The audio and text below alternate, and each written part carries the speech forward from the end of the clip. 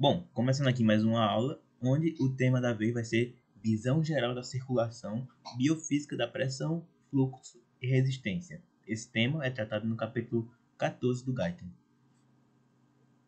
Bom, começando, esse aqui é o nosso corpo, o corpo humano.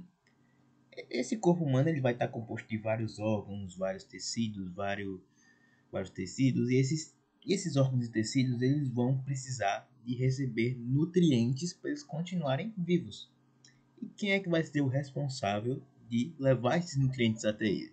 Vai ser o nosso sangue. Sangue é esse líquido viscoso que passa pelo nosso corpo, que vai justamente ter essa função de transportar nutrientes para tudo, na verdade. Para tudo que faz parte do nosso corpo precisa de sangue para continuar vivendo. E quem vai bombear esse sangue para todo o nosso corpo vai ser esse órgão aqui, que é o coração. Então, falando um pouco sobre a anatomia do coração, claro, se você está vendo uma aula de um capítulo já um pouco avançado, mais ou menos na metade do Guyton, já é esperado que você tenha algum nível de conhecimento anatômico. Porém, eu vou fazer um repasso aqui, mais ou menos, da anatomia do coração, para poder relembrar apenas. Então, o coração, quem não sabe, ele é um músculo oco, ou seja, ele é um músculo que ele vai ter cavidades dentro dele, e essas cavidades são conhecidas como átrios ou aurículas, tanto faz, existem esses dois nomes, átrios e aurículas. Então, dois átrios e dois ventrículos. E, como eu já disse, ele é um tipo de músculo, ele tem um tecido muscular próprio, que é o tecido músculo estriado cardíaco. E, como eu falei antes, tem essas veias e artérias que imagine ela como canos. São pequenos canos que vão transportar o sangue do nosso corpo para esse sangue transportar os nutrientes que nosso corpo vai precisar. Então, falando um pouco aqui sobre o que são as veias elas vão transportar sangue sem oxigênio. E as artérias vão transportar sangue com oxigênio. Esse é o conceito mais falado sobre o que são veias e artérias. Porém, esse não é um conceito que ele é 100% preciso, porque vocês vão ver que mais pra frente aqui eu vou falar que vai ter, claro, veias transportam sangue sem oxigênio, mas tem sua exceção. Artérias transportam sangue com oxigênio, mas tem sua exceção, como eu vou falar mais pra frente. Então, se alguém perguntar assim, o que são veias e o que são artérias? Vai falar assim, veia é tudo aquilo que entra, vai para dentro do coração. Artéria é tudo aquilo que sai do coração, beleza? Então, falando um pouco especificamente aqui, as artérias, elas se dividem histologicamente nessa parte aqui, que é túnica adjuntícia, túnica média, tecido conjuntivo e túnica íntima, sendo a túnica média basicamente a maior diferenciação das duas, porque a túnica média ela é tecido muscular, é músculo liso nesse caso. Aqui no coração era músculo estriado cardíaco, aqui é músculo liso. Então vocês podem ver que a túnica média na artéria ela é maior que na veia. Isso tem uma razão que a gente vai ver mais para frente, mas por hora é isso. A túnica média, ou seja, a artéria ela vai ter mais músculo liso do que a veia. E outra diferenciação aqui é que as veias elas vão ter essa válvula aqui para poder levar o sangue. É porque as artérias não precisam disso, a gente vai ver mais para frente também. E tem aqui os capilares também. Agora, imagine a seguinte situação. Nosso sangue saiu do coração, aí ele vai ter que chegar, vamos chutar algum órgão aqui. O estômago, por exemplo, vai ter que chegar no estômago. Estômago, como a gente sabe, é um órgão oco, no caso. Aí vai essa artéria, tem que chegar no estômago. Quando ela chega no estômago, ela tem que jogar o sangue nos tecidos para irrigar eles, irrigar com sangue, correto? Então, não vai ser um cano assim que vai tipo encaixar no órgão e vai começar a irrigar. Não, às vezes elas vão se ramificando, ficando bem pequenas, as artérias no caso, né? Vão se ramificando, ficando bem pequenos até se tornarem até se diminuir e virarem arteríolas, que são as veias quando vão, as artérias quando vão se diminuindo, e quando elas se diminuem mais, quando entram em contato com o tecido, elas viram capilares. Então, repassando aqui, artérias é o que vai sair do coração. Quando ela vai chegando para irrigar o tecido, ela vai diminuindo para poder fazer o contato, fazer irrigar. Aí ela vai virar uma arteríola, que é uma artéria só que menor, e vai virar depois, quando for a hora de fazer a troca gasosa, que é outra coisa que a gente vai ver depois, vai virar um capilar. Já as veias vai ter, elas vão um efeito contrário no caso. Elas vão começar dos capilares aí vão crescendo, vai drenando o sangue arterial e vai virando uma coisa que a gente chama de vênula, que é essa veia aqui, só que um pouco menor. Aí vai drenando e vai virar a veia que a gente vê normalmente. E isso aqui é a estrutura do capilar em si. Que a gente vê aqui, por exemplo, que ele não vai ter a túnica média, ou seja, ele não vai ter essa corrente de músculo liso. Essa capa de músculo liso, perdão. Então, a nossa circulação ela vai se dividir em dois tipos aqui: circulação maior e circulação menor. A gente tem outros nomes que chamam ela também, que seria a circulação maior ser chamada de circulação sistêmica e a circulação menor ser chamada de circulação pulmonar. Porém, eu prefiro chamar dessa forma: circulação maior e circulação menor, mas tanto faz nesse caso. Então, funciona da seguinte forma: isso aqui é um ciclo. É um ciclo que vai acontecer no nosso corpo. Então, vamos começar daqui. O nosso sangue sem oxigênio, ele vai vir aqui pela veia, que essa veia aqui maior é a veia cava superior e a veia cava inferior, e ela vai depositar o sangue sem oxigênio aqui no nosso átrio direito, isso. Nosso átrio direito, esse sangue sem oxigênio ele vai passar para o ventrículo direito através de uma válvula chamada válvula tricúspide e vai passar aqui para a artéria pulmonar. Então, viram aqui que eu falei antes que artérias é o que leva o sangue oxigenado, mas tem sua exceção? Nesse caso aqui, essa aqui a artéria pulmonar é uma artéria, mas é uma artéria que não tem oxigênio. Lembrar disso. Essa é a exceção que eu estava falando.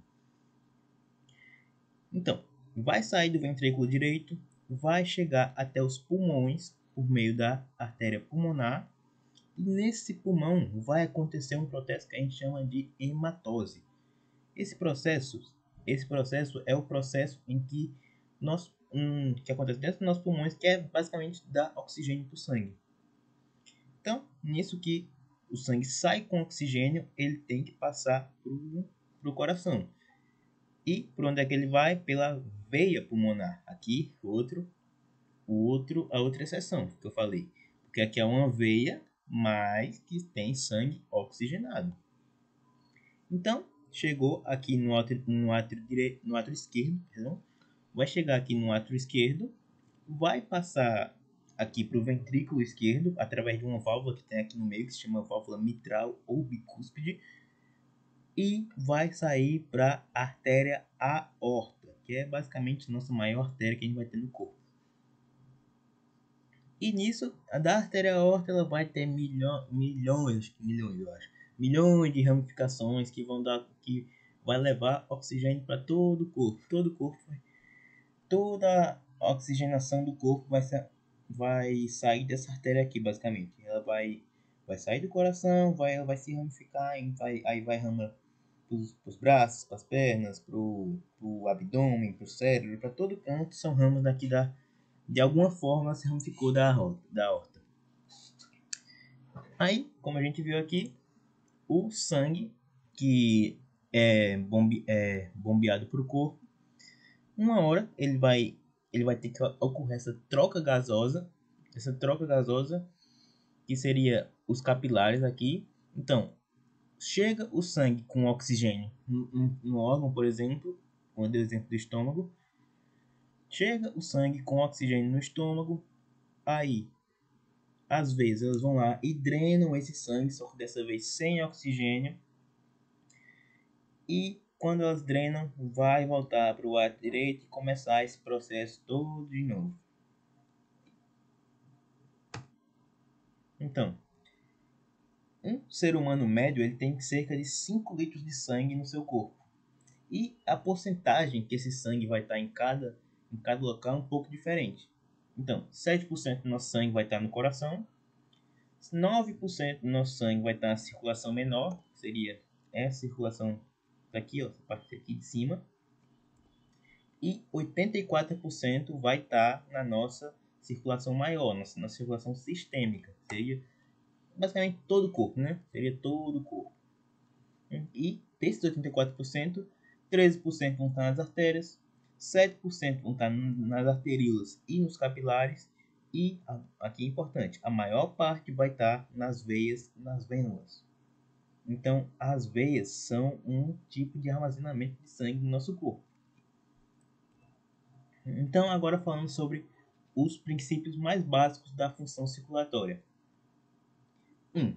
A intensidade do fluxo sanguíneo para cada tecido corporal é quase sempre controlada precisamente em relação às necessidades teciduais. O que isso significa? A intensidade, quando a gente fala aqui, a gente pode estar falando de velocidade. Então, por exemplo, eu estou na academia, por exemplo, estou fazendo exercício em um músculo, no bíceps, por exemplo. Se eu estou utilizando mais o bíceps, meu corpo ele entende que eu estou necessitando de mais sangue aqui no braço. Então, por exemplo, nisso vai começar a bombear mais sangue, porque o tecido que seria o tecido muscular aqui no meu braço, ele está necessitando mais sangue. Então, se tal órgão ou tal tecido precisa de sangue, o corpo ele vai mandar mais sangue. É isso. Então, a intensidade, a velocidade com que vai ter sangue chegando no tecido vai depender da necessidade que esse tecido tem. 2. O débito cardíaco é controlado principalmente pela soma de todos os fluxos teciduais locais. Quando a gente fala de débito cardíaco, é só lembrar de débito de conta bancária. Que o que é débito de conta bancária é quanto dinheiro sai. E quando a gente fala de débito cardíaco, é quanto sangue está saindo.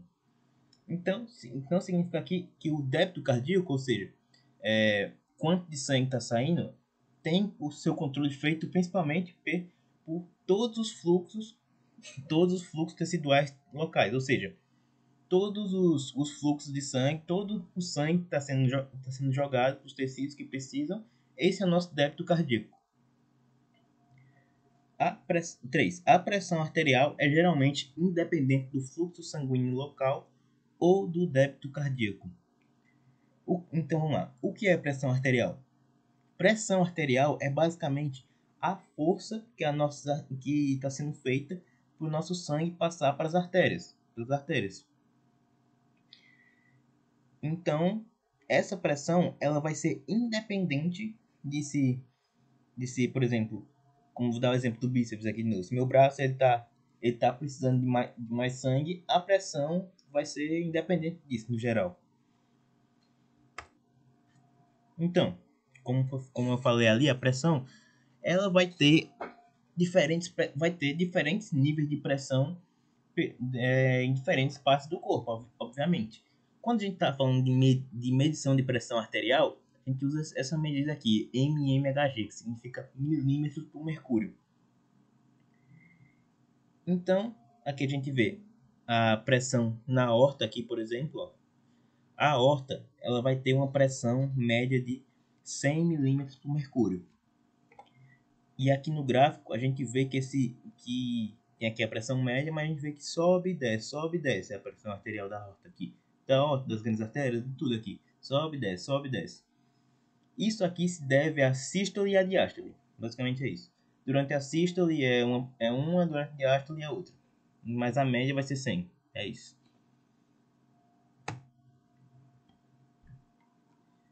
Então aqui a pressão na aorta vai ser de 100 milímetros de mercúrio. A pressão na veia cava vai ser de 0 milímetros de mercúrio. Então, pense assim comigo. A aorta, é a primeira artéria que sai do coração. Primeira artéria que sai do coração. Logo, esse sangue vai ter a maior pressão. Aí pensa comigo. Quanto mais longe tiver o sangue do coração, menor vai ser a pressão dele. É assim que funciona. Então aqui, ó. Chega a ver a aorta. Aí a aorta foi se ramificando, foi para grandes artérias. As grandes artérias se ramificaram, foram para pequenas artérias. As pequenas artérias, para irrigar, viraram arteríolas. Essas arteríolas viraram capilares. As capilares viraram vênulas, que viraram pequenas veias, grandes veias, e acabou, se juntou tudo, chegou na veia cava. Quando chega na veia cava, que é a junção de todo o sangue sem oxigênio do corpo, a pressão já está zero. Quando chega principalmente no ato direito, aí que a pressão vai estar zerada. Então, quanto mais longe estiver do coração o sangue, menor pressão ele vai ter. Basicamente, lembra disso. Mais longe tiver o sangue, menor pressão ele vai ter. É isso. E aqui a pressão nos capilares em si vai ter uma diferençazinha de pressão, basicamente só de qual lado ele está. O início do capilar pelo lado arterial vai ter 35 mm de mercúrio, e o início do capilar pelo lado venoso vai ter 10 mm de mercúrio.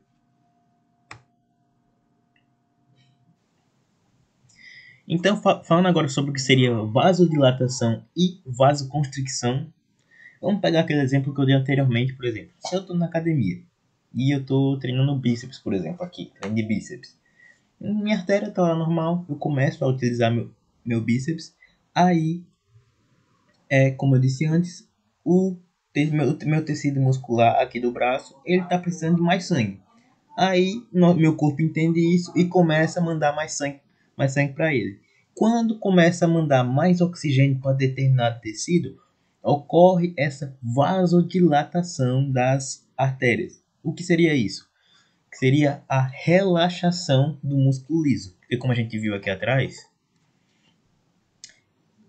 tantas vezes como as artérias vão ter essa túnica média que seria o músculo liso. E as artérias, como eu disse antes, têm mais músculo liso do que as veias. Então, acontece essa relaxação do músculo liso quando está passando mais oxigênio, mais nutrientes, para poder melhorar a passagem do sangue. E também aqui tem a vasoconstricção, que seria o oposto, que seria a contração do músculo liso. Aqui na vasodilatação é relaxação do músculo liso, e aqui a vasoconstricção é a contração. Relaxação, contração, relaxação, contração. E essa contração ela vai dificultar a passagem do sangue. E isso pode resultar em alguns problemas, como a pressão arterial alta, mas isso é um tema para outra aula, não é essa? Então, agora falando, começando a parte chata desse capítulo. Relações entre pressão, fluxo e resistência. Então, vamos aqui. Fluxo sanguíneo é a quantidade de sangue que passa por um determinado ponto da circulação em um determinado período de tempo. Normalmente, quando a gente vai falar o fluxo sanguíneo de tal parte é tal, vai se referir, por exemplo, ml por minuto, litro por minuto, coisa assim, alguma unidade de medida, alguma unidade de tempo. Então, como eu tinha dito antes, a nossa quantidade de líquido de sangue, aliás, de sangue que tem no corpo humano é mais ou menos 5 litros. Então, a quantidade de fluxo sanguíneo que vai passar em um ser humano adulto em repouso vai ser mais ou menos de 5.000 ml por minuto. Vai ser mais ou menos isso. Então, alguns fatores eles vão alterar esse fluxo sanguíneo, é claro. Vão determinar esse fluxo sanguíneo. Primeiro fator, a diferença de pressão sanguínea entre duas extremidades de um vaso. 2. O impedimento de fluxo sanguíneo pelo vaso ou resistência vascular. Isso aqui a gente vai entender mais para frente agora nesse próximo slide. Então, como aqui falou, a diferença de pressão sanguínea entre duas extremidades de um vaso. Isso aqui, a diferença entre duas extremidades, a gente chama isso aqui de gradiente de pressão. Então, vamos supor que aqui tem uma artéria, aqui tem uma extremidade, aqui tem outra. Vamos supor aqui que nessa primeira extremidade tem a pressão de 10 milímetros por mercúrio. Aí foi passando, a pressão diminuiu. Porque lembra? Quanto mais longe está do coração o sangue, menos pressão ele vai ter. Então aqui no início tinha 10 milímetros de mercúrio. Passou aqui, agora tem 5 milímetros de mercúrio.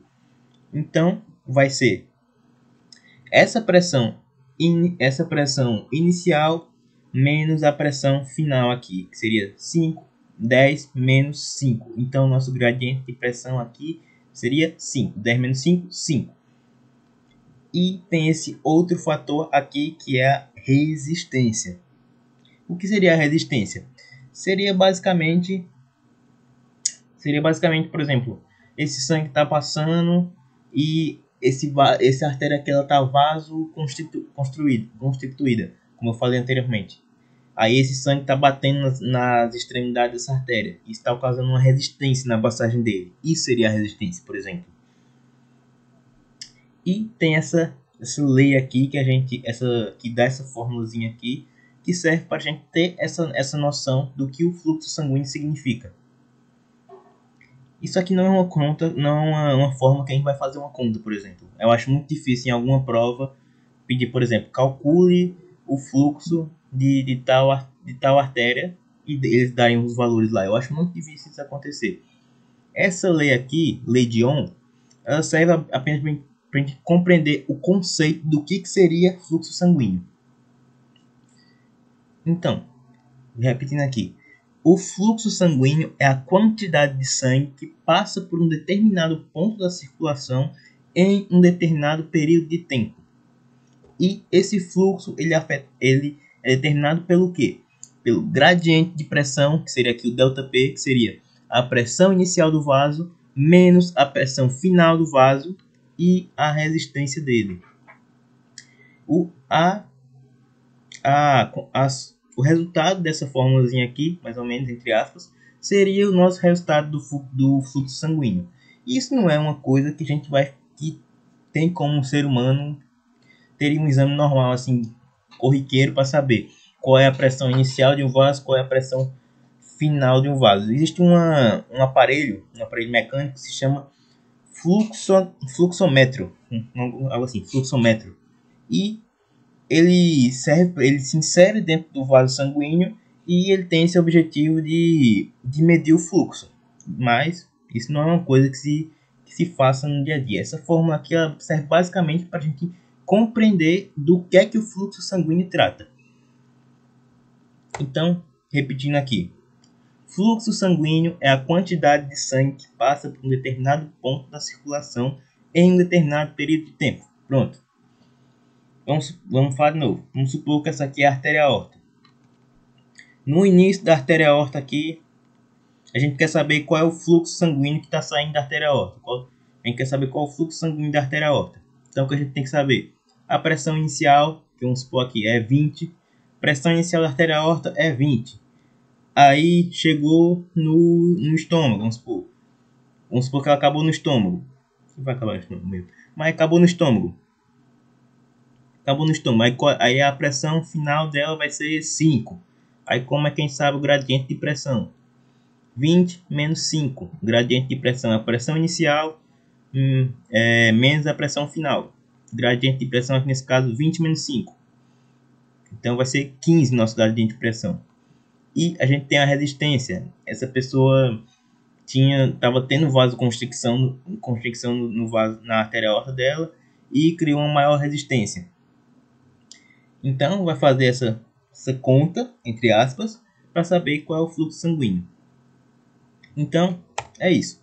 Fluxo sanguíneo é o resultado, a relação entre o gradiente de pressão e a resistência de um vaso. Aqui vão ser outras fórmulas que a gente vai ter aqui para poder, que tem no livro também, mas que novamente, essas aqui não são fórmulas que você vai ter que eu acho muito difícil em alguma prova eles darem o fluxo ou a resistência, por exemplo, e pedirem para você descobrir o gradiente de pressão, por exemplo, ou como nesse caso aqui, eles darem um gradiente de pressão, darem a resistência e para descobrir o fluxo. Eu acho muito difícil alguma prova ter isso.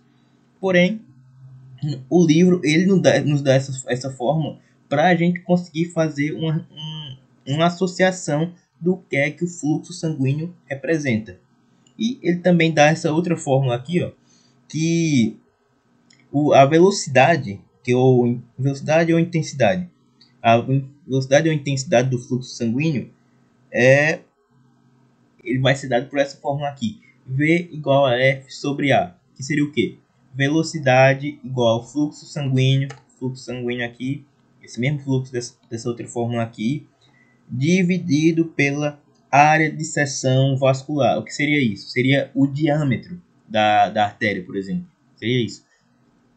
Mas, novamente, não é uma fórmula que você vai lá e vai calcular ela. É uma fórmula só conceitual, só serve para isso.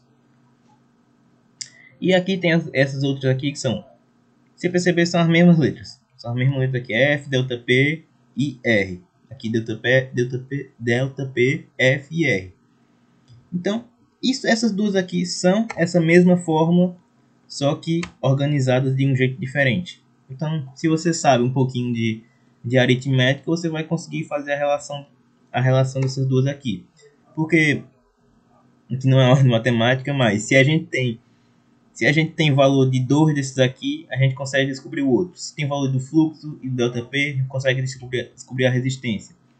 Se a gente tem o valor do ΔP e da resistência, a gente consegue descobrir o fluxo. E assim vai. Tendo o valor de 2, a gente consegue descobrir o terceiro. Isso é matemática, isso. Não é nada fisiológico, nada, não é médica, é matemática isso. Então aqui, tem essa fórmula aqui, a lei de Ohm, que o fluxo ele é igual ao gradiente, a relação entre o gradiente de pressão e a resistência do vaso. E tem essas duas outras fórmulas aqui que são basicamente as mesmas, porém organizadas de uma forma diferente.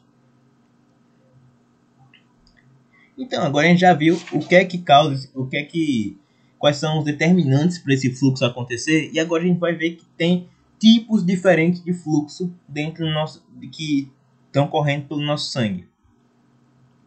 Tem o primeiro tipo de fluxo aqui, que é o fluxo laminar. É o fluxo de sanguíneo normal. O fluxo sanguíneo que eu estou aqui em repouso, esse é o tipo de fluxo sanguíneo que eu estou tendo. Que é onde o sangue ele vai passar linearmente, vai passar tranquilo, não vai ter nenhum tipo de obstrução. Onde, por exemplo, a maior força desse sangue vai estar mais aqui pelo meio do vaso, onde não vai ter nenhum tipo de atrito com as paredes do vaso. É o sangue passando de forma normal, passando de forma linear, dizendo assim. E vai ter o outro tipo de fluxo, que é o fluxo turbulento. O que seria isso? É o sangue que ele está desorganizado. É o sangue que está desorganizado, ele está bagunçado. Aqui o sangue está indo só de uma direção e está indo bem, indo só para uma direção tranquilo. Aqui o sangue está indo para baixo, para cima, para o lado, tá batendo na parede do vaso, está causando resistência, e isso só vai acontecer quando? Então o fluxo turbulento, só recapitulando, é o fluxo desorganizado no vaso. Quando é que isso vai acontecer? Primeiro, quando a velocidade do fluxo estiver alta. Então se vamos dizer aqui, eu estou em repouso aqui, aí eu começo a correr, acontece alguma coisa que eu começo a correr. O meu corpo todo ele vai estar em ação. Então vai ter que estar bombeando mais sangue para o meu corpo para ele conseguir manter essa ação. Então a velocidade vai estar aumentada. E então, se a velocidade está aumentada, vai ter um fluxo sanguíneo turbulento nesse caso.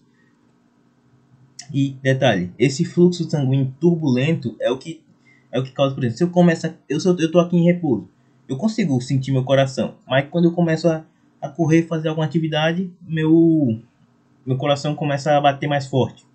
Isso é o fluxo turbulento acontecendo. Também determinado pelo diâmetro do vaso sanguíneo, se o vaso sanguíneo vai ser maior ou menor. Se ele for menor, logicamente, se ele for menor, vai ter menos espaço para o sangue passar e vai ter mais dificuldade. Se tem aqui uma artéria aqui que está passando sangue normalmente, e essa artéria aqui, ó, tem uma mudança radical no calibre, ou seja, ela diminui drasticamente, por exemplo, esse sangue que está passando normal, ele vai começar a se perder, vai começar a ficar turbulento, vai fluir de uma forma desorganizada.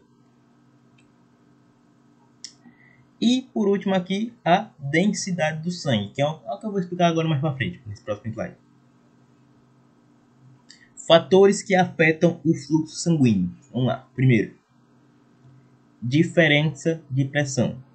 Quanto maior a diferença de pressão entre duas extremidades do vaso, maior vai ser o fluxo. É o que eu falei aqui umas 10 vezes aqui. Fluxo sanguíneo é a quantidade de sangue que passa por um determinado ponto da circulação em um determinado período de tempo. E qual é a primeira coisa que vai afetar, que vai determinar ele? Gradiente de pressão. A pressão inicial de um vaso e a pressão final desse vaso. É o que eu falo aqui. Quanto maior a diferença de pressão entre as duas extremidades do vaso, maior vai ser o fluxo. Quanto maior for o gradiente de pressão, maior vai ser o fluxo. Raio. Quanto maior for o raio do vaso, maior vai ser o fluxo. Vocês sabem o que é raio, né?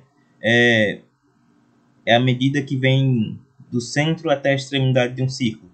Então, aqui. Quando a gente fala que o raio está maior, seria basicamente teria maior vasodilatação. É isso. Quando o raio está maior, quando há maior vasodilatação, vai ter maior fluxo. Viscosidade. O que seria a viscosidade no sangue, por exemplo? Vamos imaginar aqui um líquido, água. A viscosidade da água ela é baixa. Porque tem lá as moléculas dela correndo, ela tem viscosidade baixa. Agora vamos imaginar que eu quero fazer uma vitamina, por exemplo. Jogo água no liquidificador, aí nela boto açúcar, boto banana, boto maçã, boto um monte de coisa dentro da água. Aí eu bato tudo. A textura que fica esse negócio não é a mesma de antes, quando tinha só água. Então, por exemplo, o sangue, quando ele está mais viscoso, é quando ele tem, por exemplo, mais gordura, mais glicose dentro do sangue, mais substâncias que vão deixar ele mais viscoso, compreendeu? Assim como o que eu botei dentro da água deixou a vitamina mais viscosa. Então, seria isso, por exemplo. Então, quanto maior a viscosidade sanguínea, menor vai ser o fluxo. E também aqui, comprimento. Quanto maior o comprimento do vaso, menor vai ser o fluxo. Porque, como eu falei aqui, quanto mais longe tiver o sangue do coração, menor vai ser a pressão. Então, aqui, quanto maior o comprimento do vaso, menor vai ser o fluxo. Por quê? Novamente, o fluxo é a quantidade de sangue que passa por um determinado ponto da circulação em um determinado período de tempo. E qual é a primeira coisa que vai fazer a diferença nesse fluxo? Vai ser o gradiente de pressão. Gradiente de pressão é o quê? Pressão inicial menos a pressão final. Então, se esse vaso é um vaso muito longo, um vaso que, vamos supor, vai do coração aqui, vamos supor, algum vai até o último ponto do pé. Aí, a pressão nesse final desse vaso vai ser baixa, porque está mais longe do coração. Então, se é um vaso mais comprido, a pressão final dele, consequentemente, vai ser menor.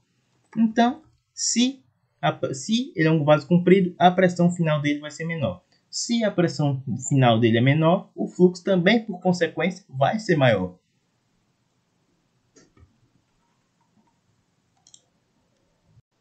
Então, esse aqui foi o vídeo. Se você gostou, é só recomendar a aula para outra pessoa, deixar o like aqui embaixo e até a próxima.